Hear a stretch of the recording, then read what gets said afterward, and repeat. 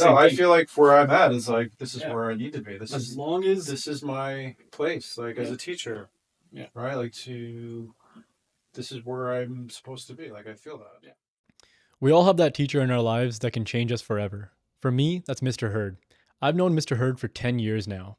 I came into his class in grade 9, where I used to bribe him with a coffee every morning and come in early so I could do projects with him because I was really passionate about woodworking. Now, this simple woodworking teacher has acted as my mentor and a friend that I have even to this day. This was by far one of the most interesting conversations I've had with Mr. Hurd. For many years, I've known he's faced a lot of adversities. His upbringing, his childhood, and his adult life has been very, very difficult. But it was only recently he told me about the one of his mother. Barb Dorrington is releasing a book called The Trauma Monster. This is the story of Jackie English, who was found murdered in the bottom of a river in the late 60s in London, Ontario. Trauma Monster talks about traumatic events that can affect neighborhoods, communities, and families. When Nathan Hurd told me this story, I almost couldn't believe it was the same teacher that told me about spirituality, about love, kindness, and who served as a mentor for me. To know that his childhood was filled with stories with his mother burning cigarettes on the back of his arm, going from foster home to foster home, Trauma Monster really captures an inspirational story that I think would never be told unless captured by the right people. Barb Dorrington does an amazing job encapsulating this story and explaining how trauma can leak down into generations and generations until stopped by someone like Nathan Hurd. I'd like to welcome Mr. Hurd for our very first guest appearance on the Saint Soldier Project, and I hope you guys enjoy. You have this awesome chapter in this book. Why don't you tell me about how you found out about this chapter, what basically originated this story, and how it came to your knowledge based off of what you already knew, and then how you expanded on it through Trauma Monster. So the book is by an author. Her name is Barb Dorrington, and she reached out to me wanting to interview me for this book called Trauma Monster. And the book covers these murders that happened, 15 unsolved murders that happened in the London area between the late 60s and early 70s. And back then, London has been described as the serial capital of the world during that time. And my mom was connected to probably the most publicized murder of a girl named Jackie English. And how Barb got in touch with me is through another author by the name of Vanessa Brown. And this is a little quick side story is in 2021, I was listening to a podcast and I was finished this true crime episode, and I have an uncle who I've never met, but I know that he's been in jail a few times. And so I thought, oh, true crime, I'm going to Google his name. And I Google his name, come across this sample chapter, and I'm reading it, and come across my mom's name. And then I'm like, what the heck is this? And so I find out that the chapter is dedicated strictly to my mom. I have no idea what this book is. I look at the title, it's called The Forest City Killer. And I continue reading in this chapter, and my name's in the book and my birthday. And so this author, Barb Dorrington, reaches out to me and says, hey, I got your name from Vanessa Brown. I'm writing a third book in a sense. There's two other books. I forget the other gentleman's name, and then it's Vanessa Brown, and now it's Barb. But Barb is looking at intergenerational trauma based off of these murders. So looking at the impact that these murders had on the community, family, and friends. And so with my mom being connected to Jackie English, she wanted to interview me, and that's how this book came about. And so there's a book launch happening June 5th in London, and the book comes out at the end of May. I have never read such a enticing, jaw-dropping chapter, even having known you for 7 to 10 years. Reading that, it was almost like I didn't even know you. I had no idea, even though you dropped a bunch of hints along the way, right? Telling me that you had a really, really rough childhood with her, that she was facing a lot of problems. Your mother was diagnosed with schizophrenia and bipolar syndrome. I went to school in London, Ontario, so I knew the area of Clark Road a little bit, but I know that it was a really, really rough area. And to know that you were brought up there and the situation that you had and how you kind of grew up, I want to get into that. So could you explain to me a little bit of the Jackie English story and its significance, and then how it kind of tied and kind of pulled your life in with grabbing your mother's story? My mom at 16 worked at this kind of restaurant that was off the highway of the 401 in Wellington Road. And the London Knights used to play out of there. It was a grocery store later on, but it was a restaurant back in the late 60s. I forget the name of it. My mom worked there as a server, and she worked with Jack English, and they knew each other for a couple months, and they became friends. And my mom was to work with her this one evening, and my mom called in sick and decided to go to a house party. And that evening on Jackie on her way home, because there was no bus routes, they would hitchhike in the evenings or when they would go into the shift. And so she was hitchhiking, and they found her body a few days later in a river just outside of London. And my mom was connected to this. And it's a really complicated story because there's a whole bunch of different characters. But yeah, I grew up knowing this story. My mom is a very disadvantaged home life, and my mom is very delusional, as you know, you've read in there. Which was interesting because in the story, she was being explained as someone and almost portrayed as someone who was like, who loved doing poetry, loved entertaining everyone in the nursing home, the elderly home, taking care of everyone. And she was like a very positive and put into light. There was some talk of how she was telling some stories that may not have been true, or she was unsure about them. But it was not until your chapter on who she was kind of came out as someone who was abusive, someone who was caused you a lot of tyranny. Tell me how living with her, how was the condition? Like basically your upbringing, and then did you hear about Jackie English? And you told me you heard stories all the time of like her murder during your upbringing, right? Well, it wasn't until I lived with my mom till I was 8. And it wasn't until later on, probably in my early teens, is when that stuff started to come out, maybe like 12, 13. And that's when my mom informed me that Harrison Ford was my father. So I'm just going after him for some money right now. Yeah. Yeah, for sure.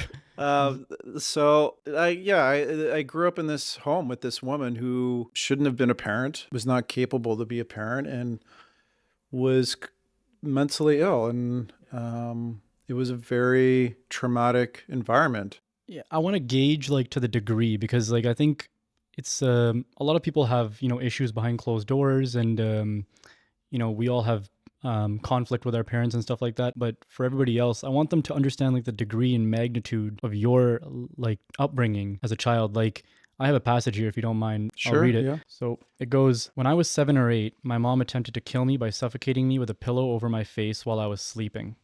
She straddled me with her body over my knees and on each side of me, and her pinning me down, her 2 hands clutching a pillow, pushing down on my face as I panicked to have her try to stop. For some reason, she did not. Well, she did, because I'm still here. That's right. But you laugh about it, right? Like reading that, someone should pinch, you know, a little bit. And you kind of told me that like you're numb to these emotions. I don't have any emotional connection to these stories, really, to be honest. Like I don't get triggered. It doesn't set me into a tailspin. And I think that's partly because of just back then, like it was a survival for me. I think I just dissociated from it, right? I have a handful of chaotic memories with my mom that were abusive. Like I couldn't find her cigarettes on the coffee table, and she would hit me, like beat me. I spilled something. Same You told thing. me like a long time ago that you even started smoking cigarettes at a very young age. Like what Yeah, was? I started smoking when I was in grade 1. My mom Oh would my be, my mom slept a lot, and she'd be upstairs sleeping, and I would be smoking butts, smoking At darts. like around 5 to 6 years old, Yeah, in the house, yeah, it's on the coffee table. because that's all you knew, right? Yeah, and I remember being like, okay, I know I'm not supposed to be doing this, but I Right. would do it, and she was upstairs. But there was no one, there was no No, responsibility. there was no, yeah. And the house was Chaotic in a from very- and I don't remember the house a lot. I remember talking to my aunt because I was like I said, I don't have a lot of memories, and so I was asking my aunt about just some questions, and she brought up. I asked her a question. This is what I asked her. I remember there being like a lot of clothes in the basement, like just all over the floor, and it was like a kind of like a small hill, and she brought up that the clothes were wet and it was damp and it was moldy and it stunk. And I don't remember any of that. I just remember the clothes. And then she continued on that The bathrooms in other parts of the house had to be gutted when we moved out. And so I don't remember. I don't remember. Like I don't remember what my room looks like. I don't remember. I don't have any memories of eating dinner with her. Yeah. I don't have any memories of laughing with her. So I can laugh at that. Not laugh at that, but not be triggered by it It's because almost not you. yeah, like I'm just not connected emotionally to it. And I think that's weird. I think that's odd. Like I think I've done some diving into like on my own healing regarding like trauma, and the fight or flight response is for the hunter gatherer when they come across a lion, like, oh, there's a lion, let's run. Right. I lived in that. Like I lived All the time. all the time because I would trigger her and she would be abusive. And so when I never went home. I was always out. I'd go home late at night. At grade 1, like That's a lot of trauma to happen to someone who's not even able to kind of capture it and kind of register it in their mind, right? As an adult, you can kind of understand and navigate yourself through what's happening to me, and this is not my fault, perhaps. But as a child, you're a sponge, right? Everything you're observing and everything you're feeling is becoming a part of you.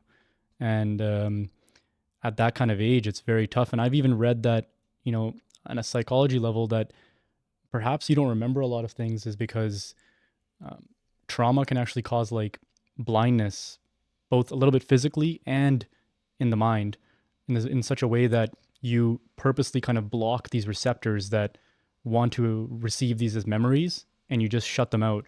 Because something like that, like a child wants to forget that. Anybody would want to forget that. And when you repeat that in your mind or you do something, I can't really probably speak to the psychology of it as well as a doctor might be able to, but just trying to understand and unwrap that is that you probably forgot a lot of these things as a way to survive. yeah, for sure. Yeah.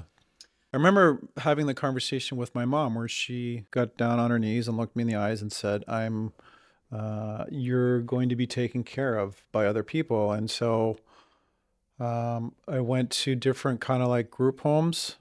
I think it was like just it didn't seem like it was all that long, but I went to a few different places. And then I went to this home with this family, the Jibs, and I lived with them for about 4 years. The first 2 years were actually really good. I wouldn't say that they were really good, but it was safe for me. And then the last 2 years became really abusive.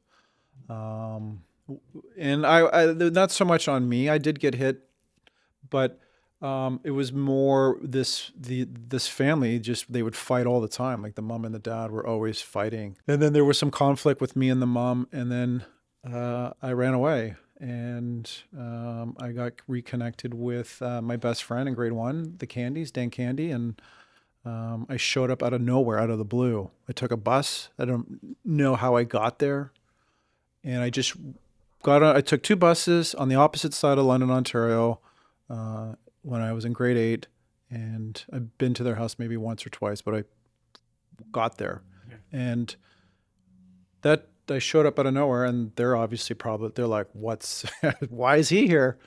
And eventually I share why I'm there, and they opened their home to me. And it was a mom and a dad, both working. Like dad worked at Kellogg's at the factory, and there's 4 boys, and they lived in this 1,000 square foot home. It was tiny, and they had me in, and I lived there for 4 years, and it was a safe environment. And I remember when I was at the other family, my mom called me, and I would go and see her. She was in the hospital. She was at the psych hospital. And I remember going there and just being like, like this place was just like it.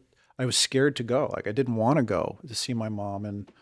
But anyways, later on when I was at the Jibs, she called me and was like, I'm getting my own place. And maybe you can move in. And I said, no. I said, I don't want to move with you. And so again, like when I reflect on that, like to not want to live with your mom, I think that's I don't know. I think that says a lot. Like that environment was just like, I just didn't want to be around her. I think you mentioned here to your Aunt June that you would be taken to the psychiatric hospital with her, and you would just be like almost tormented walking down those halls to like see her. Like, did you have any like nurturing kind of memories with your mother? Like, No, was none. it ever a space where you felt that I can go to her for something? No, I did not feel safe around her. I remember I have calm memories, like going to the London Fairgrounds. Like she would take me and go on a few rides, and we would sit and play bingo. But yeah, no, don't have I don't have nurturing memories with her. I don't have any memories where I feel good around her. So tell me about how the connection between your mother and, like, I guess Jackie English, just going back to the story at least, because I am curious and I never asked you this, like, what was the connection? Like, what do you believe happened there? Do you think that it was a story where it was the cops who were involved in the murder? Was it actually a serial killer? Did your mom know the real answer? Because it does say that your mom, she said she knew the answer and she said she knew who did it, but nobody would ever understand. No, there's been so many people that have tried to, I guess, unlock that mystery through her. And even the head detective that oversaw that case even took my mom to get hypnotized. And it was just her. I don't know. I said this to the author because the author, Barb, thinks that there is something there with her. And so have others, like Jackie English's sister and other people have all felt that my mom isn't being truthful. But there's a part of me, knowing my mom wanted to be, I don't know if famous is the right word. Right. Just get the attention. Yeah, like she wanted attention. That's the word. She wanted attention, right? And so I don't know. Maybe she knew, but maybe she saw this as an opportunity for attention and just dove into it and came up with these fantasy stories. I don't know. I have no idea. But her stories always would change. So yeah, I don't know. So but I guess the one thing we do know is that based on this book is writing how something like that can kind of leak into people's lives, right? And can be a trauma for someone, like she was your trauma monster, right? And she wasn't the only one, right? Your grandmother, at least from your mother's side, also had signs of schizophrenia. Yeah, she was diagnosed with schizophrenia. Right? And I think I have an uncle my uncle Jim, who I never met, and then my mom's grandparents, like aunts and uncles. Like there's a long history of schizophrenia, mental health in my family. And so I guess heading into like the next arc of this is like, tell me about how, you took this upon yourself. Now you're, into your adult life and you have children. I'm almost 50. I don't want to say it, but yeah, you're almost 50 now, which is surprising. But you've led a life and you've come out as a survivor, right? For all intents and purposes. And I could not be like more proud, like, to know you, right? And I never knew that the story went this deep, but I did know that you had a really, really rough childhood. But talk to me on two things at least: is how much does adversity play a role in shaping us as people, and how has it shaped you in your life as children, stopping this kind of generational trauma that you don't have to pass on to your children? I think adversity, it teaches you things, right? Like, I don't know, there's a duality to it in the sense where adversity, depending on how you navigate it, it can be a teacher. For me, it's like if I jump into part of your question there with my kids, like it's forced me or caused me to reflect on how I show up for my kids because of the experiences that I had with my mom. But on the flip side of that coin, if I grew up in an environment that was nurturing, I would have had those role models as well of what a nurturing home is like, where I could, because I look at the adversities of these things and I look at parenting and I'm like, I have some examples because there's certain people that came into my life, such as these foster families. And then in the book, and maybe we'll talk about, but Ray, who was my football coach, he was like a father figure to me. So I do have examples of being nurtured or cared for. Right. But adversity has, it's forced me to examine my own behavior in the sense of just being able to be an individual who experienced this parent who was unaware of their impact from their behavior towards my kids and my partner, the students that I teach, even the person on the highway that cuts me off. Yeah. Right, those things. It's like, okay, like how do I show up for these relationships? Yeah. So, which is something that, like, I think you have been a reminder in my life to teach me, is like, how much are you reaction based? One thing you've always, I think, taught all of us, me and the friends that you taught, was that, you know, you are like kind of like the average of your environment, right? yeah, you're a reflection of who you hang out with. And also that it's very important that you assess how you react to sort of things, right? If you are angry, are you just going to start lashing out and throwing things around? Or are you going to understand that, hey, how can I handle this in a way where I'm not going to escalate this, make this worse for myself and the people around me? And then that kind of brings me to my next question. How much of what happened to you has leaked into your life, into behaviors of yourself and your children and your family? Yeah, there's a lot that I can say with that, because growing up in that environment, your nervous system is heightened and you're not aware of it. Like, that's your baseline. And it wasn't until I was probably, I don't know, 2016, 2017, when I started to really reflect on my behavior, where my anger, I would throw stuff. Like, I remember there was a T-bar in the garage, and I can't remember what I was doing, and I just got really frustrated because I couldn't find it, and I grabbed it and side threw it like a javelin sideways. It went through the wall, and I went through my kitchen. It knocked the tiles off the backsplash in my kitchen, and I was like, oh man. And that wasn't even the thing that really, I was embarrassed, but that wasn't the thing that caused me. It was like later on, like when my kids were a little bit older, and it was just like, I remember screaming at my kids once. We had just moved to Burlington, and my son cut the screen on one of the windows, and I lost my shit. Like, I was screaming at these little kids, right? Like, they're like 7, 6. But that's very like reaction based. Yeah, very reaction. Almost That's a habitual response. Exactly. Like right? a nervous response. Yeah, it's a pattern. It's a condition that happened to me. I was conditioned by my mom, and I have lots of examples of losing my cool. And it wasn't till I started to really consider the impact that I was having on my kids. That's what really shifted me. Right. And I think something beautiful you mentioned to me once was that, you know, you get to create the 40-year-old version of your children. You don't realize that when perhaps you're a child, that you are being shaped into the 40-year-old self. You don't realize that perhaps when you're a parent, all you're saying is like, I want to get them to past childhood and into teenage years. Okay, when they're in teenage years, I want to get them into college. And then you're just looking at it from like one phase at a time, but you're not realizing that you are creating and building their future in some sort of way. Yeah, 100%. Right? When they're 18 and 20 and 25, yes, they're going to navigate themselves, but they have a path set out for them then. And I think woodworking taught a big thing for you, right? Like, I think, tell me about your role model. You mentioned Ray earlier, but we never got to expand on it. So this was somebody who was a big role model in your life, a football coach that, you know, kind of introduced Christianity to you, and you explained in many ways kind of saved you. Yeah, so I met Ray in high school in grade 9.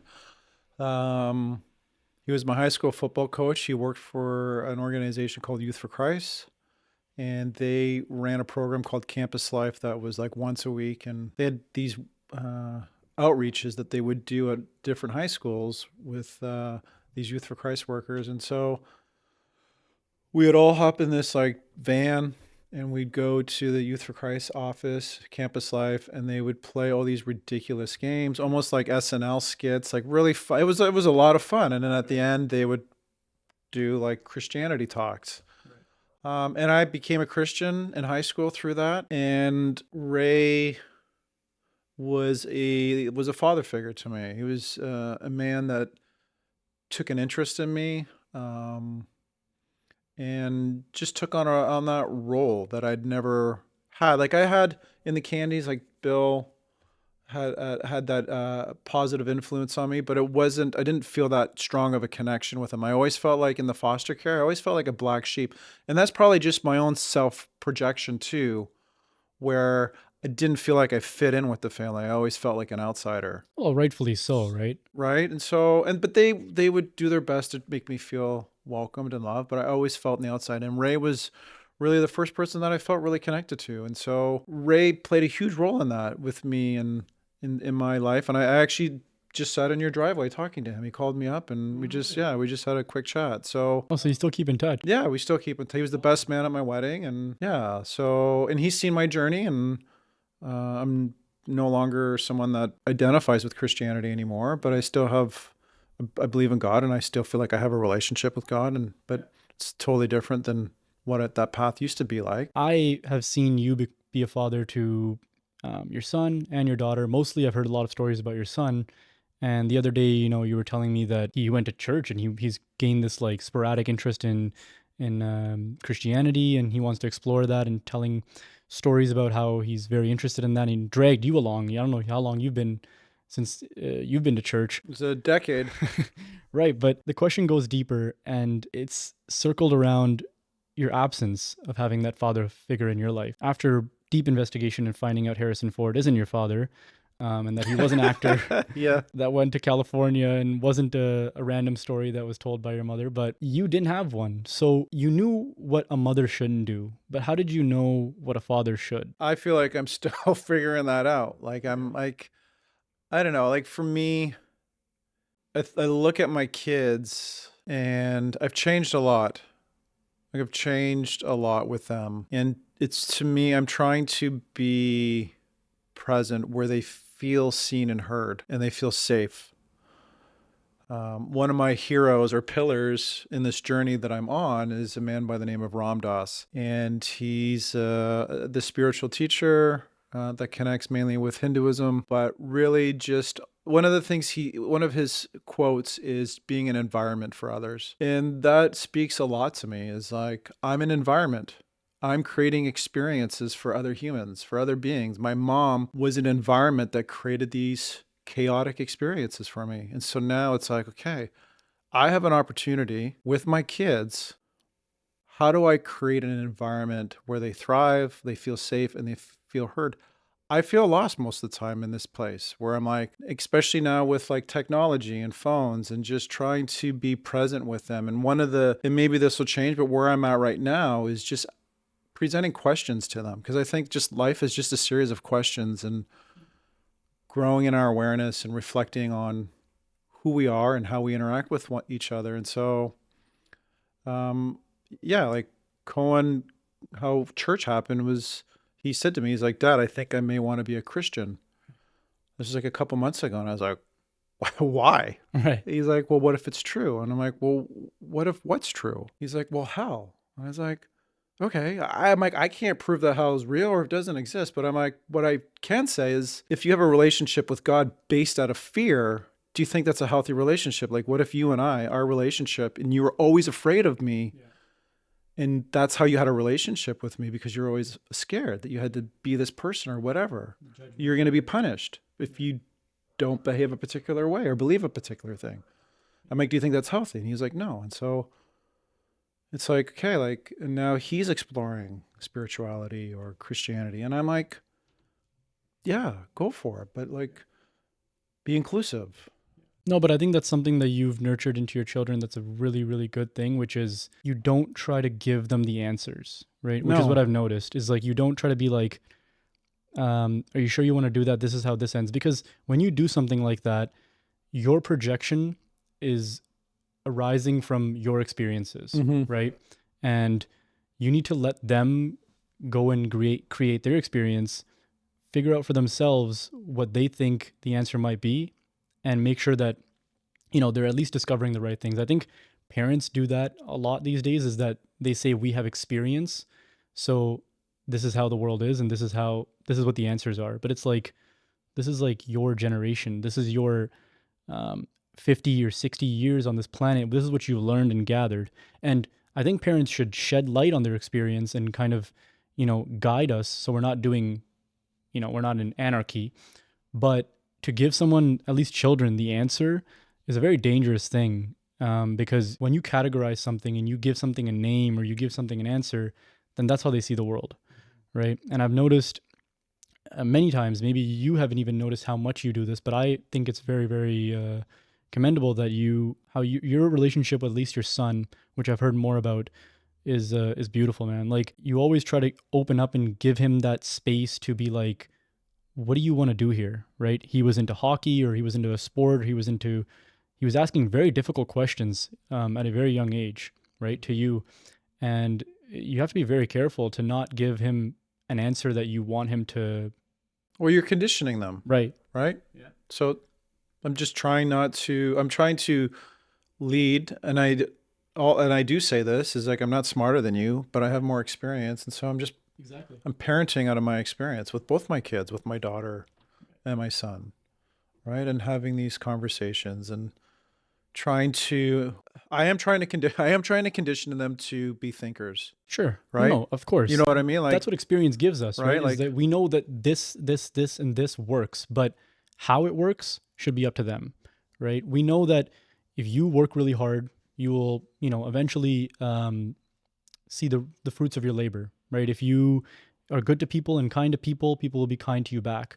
But to just tell them what to say or what not to say, this is where it can get a little bit dangerous. But anyway, the topic was that, I wanted to understand how you were able to embody the father figure without kind of having one in your life at any point, besides, I guess, the foster homes that you've been through. But again, right, like, a father is a father, and to have one of your own is very different. it's hard. Yeah. It's hard. It's hard. Yeah. I feel lost a lot of the time parenting. Something my friend told me once, which was a beautiful, beautiful way to put it, but parents are just like grown up kids. Yeah. There's no like certificate, and there's no like check mark you get. When I was growing up, and when anyone grows up, they think, our parents are like the all knowing, our heroes, as they should be. But when you get a little older, you kind of start to realize like they didn't really know what was going on all the time. And they were kind of just figuring it out as they go. And there's lots of parts of a parent that are still a child inside, right? I'm sure there's lots of parts of you when you throw a tantrum, or if something goes wrong, like the inner child inside you comes out, and you're not a parent, or you're not 50 years old anymore. You're like that 10-year-old kid who just doesn't know how to deal with something. Mm-hmm. And on the topic of dealing with something, sorry, it mentioned in the book that you had a choice of going to your mother's funeral, and you chose not to, and she'd passed like 2 years ago. Yeah, it'll be 2 years this July. Why didn't you go? And what was the conscious decision you made? Because it did emphasize that you made a conscious decision not to do it. Yeah, it was when my mom was sick. She had kidney failure, and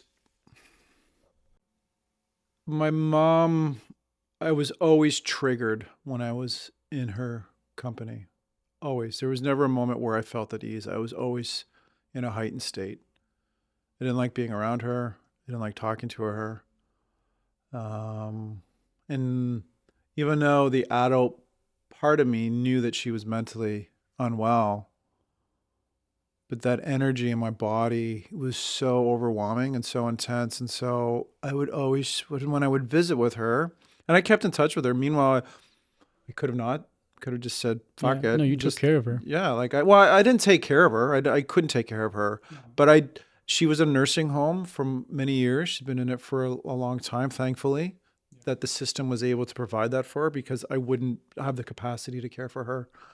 So thankfully, she was in a system that did take care of her. But when my mom passed, a lot of anger came up.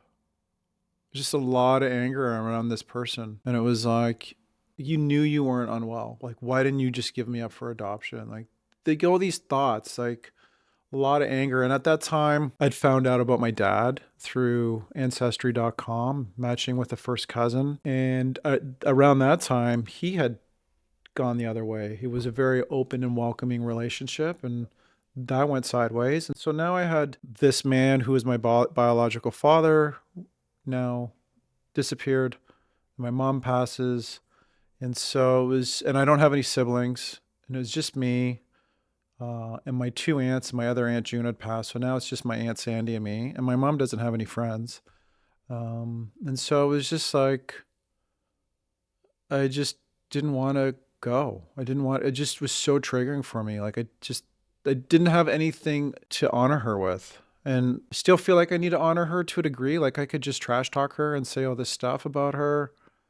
But those were my experiences. Like I had really hard experiences with her, and it was Barb. I thought Barb said it well in the book that it was something that I could control, and yeah, it was something that I could control. Where I was just like, it just didn't go. If you come from an environment like mine, the chances of you working through it and not becoming a statistic in the sense where you're an addict, you're dysfunctional, you can't function, and I have a whole gamut of insecurities and things that I navigate. Um, but I got placed in a woodworking class in high school. I have a learning disability, auditory processing disorder, where I can understand stuff, but reading and text, it gets really confusing in my head. Um, and so they didn't know what to do with me, so they stuck me in woodworking, and thankfully I excelled at it. Um, And I did a psych assessment later on, and I found out that I'm actually gifted spatially, but I have a severe learning disability with language. And so I succeeded with woodworking, and then Ray came into my life. And so I had this male role model, and plus the candies and the jibs, it's still a safe environment. So different things happened that helped me on my path. If I didn't have any of those, it'd be a different story. And I don't know what that story would be. Very, very close, because like with the early exposure to drugs and you mentioned that you did marijuana when you were a kid and you drank a lot, and of course cigarettes and stuff like that. It's like I'm very surprised that in that neighborhood too of going to Clark Road Secondary, one of the worst schools in Southern Ontario, you were able to grow this life that you have now, right? It's very encouraging that like a skill can take you that far, right? And then you became a teacher, right? Out of all things, which I think was like almost like a godsend kind of like thing, because you came into my life, right? And I wouldn't say I was in a place where I was at rock bottom, but grade 9 was when I met you. And I've known you since then. It's almost been like 8 to 10 years now. And truthfully so, you've been a father figure in my life, right? And I say that like, and I really, really do mean that. I came to you when I really needed help. And, growing up in the household I, of course, had a very strong father figure and a strong mother figure, but it's very different when you're in like a South Asian community where you can't really open up about things like that I opened up to you about, and to expect an answer where you really cared for me, right? And you did care for me. You would show up early to early every single day. I'd ask you, at 6 a.m. to come into class before school started, and I'd just bring you a coffee. And that was kind of our thing, is that I would pay you with a coffee every day, and you would come in and you'd let me work on some of the projects that I wanted to work on. But that went a really, really long way because I started to excel in woodworking a lot. And my exposure to that kind of took me into engineering, which led me into the career I took. And my mindset, like the little bit of spirituality that I had in me at that age, we would sit down just like this without a mic, 7 a.m. in the morning before school and sipping on a coffee together, and we would just be talking about God and spirituality and where we are at. And that's grown in so many different ways. But seriously, man, like me, along with a lot of other kids that you've taught that you still know, a lot of my group, you've changed a lot of our lives. And I don't think teachers realize it as much as they should, especially good ones, but you never forget them, right? I mean, you've met every single one of my partners. You've had dinner with my parents, and you met my parents on many occasions. You showed up for me more than a lot of people have, and honestly, you're my teacher at the end of the day, right? You were my teacher, I guess, but you still are in a lot of ways, but you showed up, right? And I think that says a lot about your character, and it says a lot about adversity, right? Is that no one showed up for you. You were forced to be hyper independent, and you knew that if nothing worked, you had to kind of find a way to make it work. And I've seen that in skill sets of yours, right? Even when I was in class, um, you're such an amazing problem solver because that's all you knew your whole life, right? Is like you can't just not figure it out.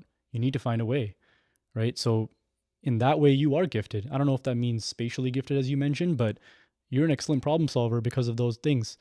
So I think it's I just want to give you your flowers in that way.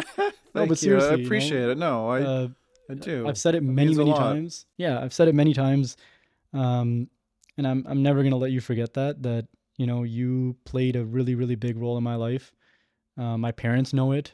They they know how much of an honor it is when just like having you around, and how much I talk about, Herd's coming, Herd's coming.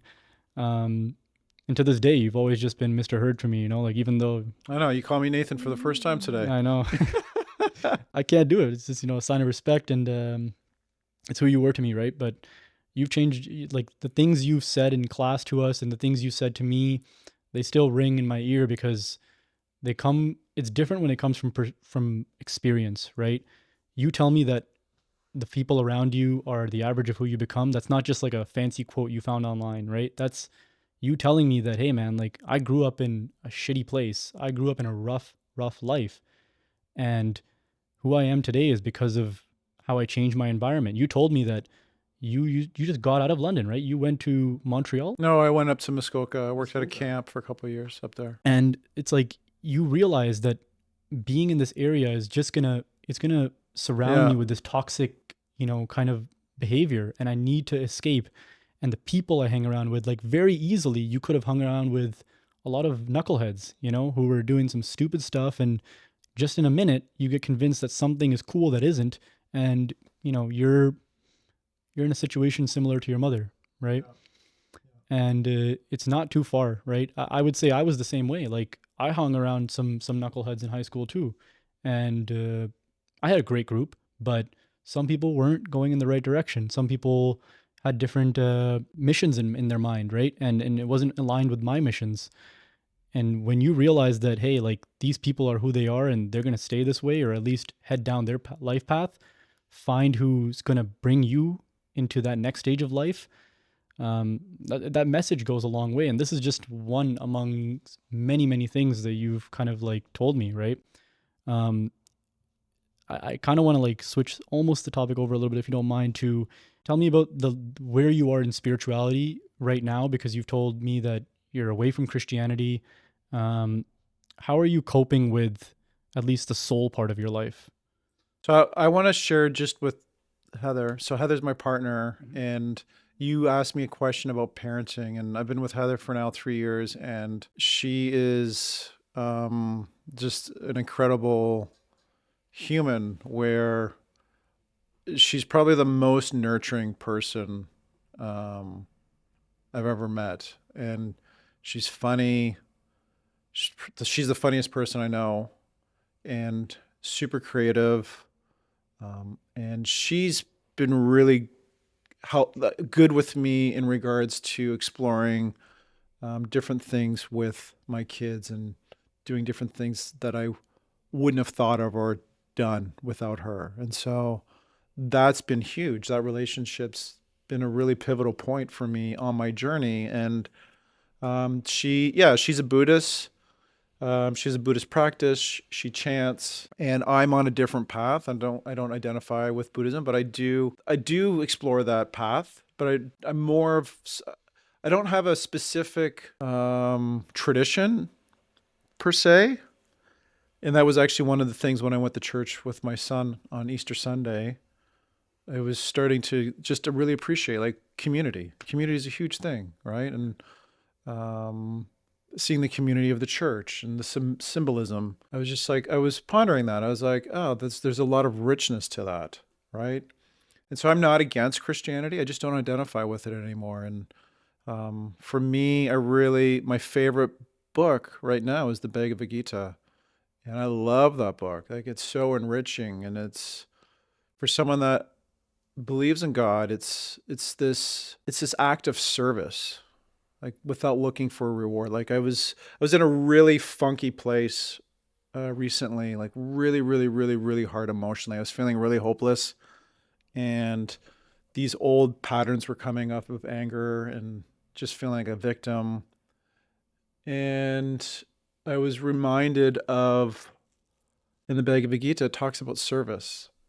And I was just like, when you're in a place of service, you're not focused on yourself. You're in a place of Giving. Yeah, giving. Like your attention is with that individual that you're with at that moment. And so like that moment of being present. And so when I started to think about these things and started to have some gratitude about certain things that had happened for me and experiences, that emotional turmoil started to shift. And I was just reminded of just the importance of being present, and that emotions, they come and they go. Like they're like a cloud, like it's there and then it's going to dissipate. But The Gita talks about something that I've always loved so much. My favorite line in it, where he says that you have nothing to lose because nothing is ever yours. mm, And I think that's kind of that cloud passing by kind of thing where it's like we just borrow things in this life, right?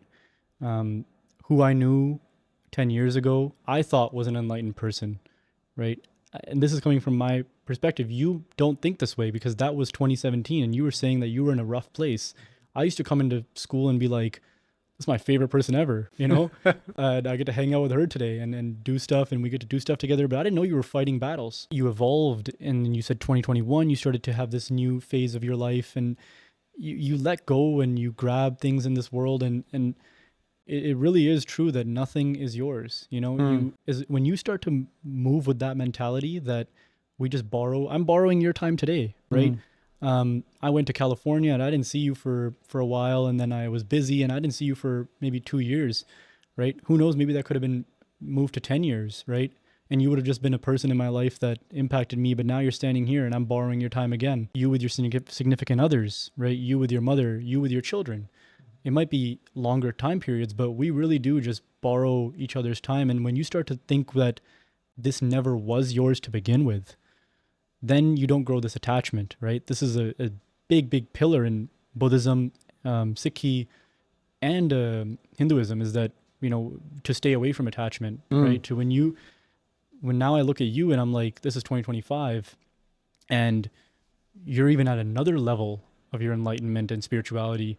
To me, you've just been growing, right? But to you, it might be like this jagged line where you're like, I was in this horrible spot here, and apparently last week or last month you were in a horrible spot, and all of a sudden you're back to feeling better about yourself. And I think that says a lot about the journey of life. Yeah, but that's a practice, right? Like, You're not always going to be in no. the highs, and it's your responsibility to observe, right? Osho talks about this in a very beautiful kind of ways. As like, imagine yourself as like this third body out of your kind of out of body experience, where your thoughts are like this train or like these Mhm. people walking by, and you just watch them, right? You want to observe them, and you want to, when you can start to look at that, then that is a very, very high form of meditation, where you can kind of watch your thoughts and be like, this is anger, right? This is me being Mhm. jealous, right? And what does this mean? And it's okay to feel anger, right? It's not, no one's, people think like this, the monk is like this person who sits there and is away from everything. It's no, they're in everything. They're feeling everything so deeply, but it's the reaction. They're not attached to it. They're not attached They're to it. not reactionary to it, right? Like this has been recent for me and might sound weird or weird some people out, but I've been meditating, I would say, regularly since, yeah, mid 2017 is when when I started to meditate. And I've been off alcohol now for 16 months now.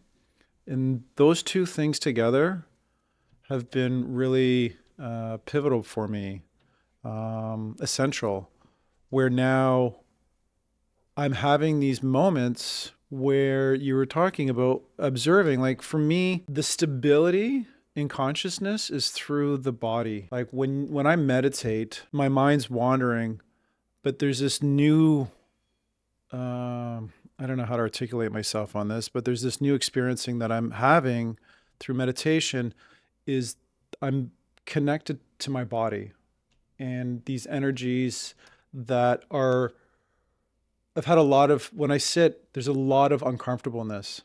And most people, when they say I can't meditate because my mind's wandering, I think that's partly true. But I also think if you really sit with yourself in meditation and you notice your energy, it's fucking hard. Like it's really uncomfortable.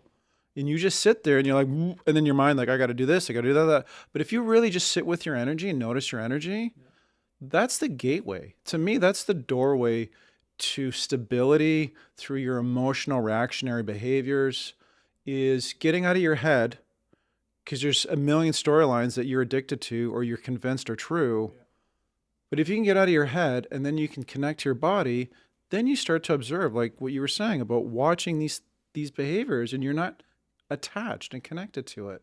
And I think, in my experience, in my opinion, is that's like that's an incredible gift to be able to do that, where you are now safe for people, where you can respond in a skillful way instead of blowing up and saying whatever. That's the Right? lost art, I think, right? Of meditation is nothing but boredom, controlled boredom. You mentioned, I love this, and I was like very eager to speak on it, but you said sit with it, right? Is that people don't sit with it. We don't sit with ourselves. We don't sit with it. We don't sit with a topic. We don't massage things anymore, because we're just so. I need to react to this.